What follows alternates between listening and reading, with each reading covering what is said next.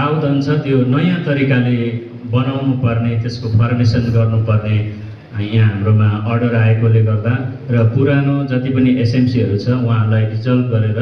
नयाँ एसएमसीको फेरि पनि नियुक्ति गर्नुपर्ने यस्तो खालको माथिबाट हामीलाई निर्देश आएकोले गर्दाखेरि आजको यस कार्यक्रममा यो जति पनि पुरानो एसएमसीहरू छन्, सदस्यहरू छन्, सबैको आज विघटन पनि अनि नयाँ एसएमसीको गठन गर्ने पनि आज हामीले निधो लिएर तपाईहरूलाई यहाँ हामीले यस पाठशालामा निम्त्याएका छौँ। तसर्थ आजको यस जुन कार्यक्रमको निम्ति म यो आजको मुख्य यस मिटिङको एजेन्डा के हो भन्ने विषय लिएर यसै पाठशालाका हाम्रा उपप्रधान आचार्य महोदयज्यू श्रीमान एबेल गियोम तार्किनज्यूलाई यहाँ मञ्चमा आए आफ्नो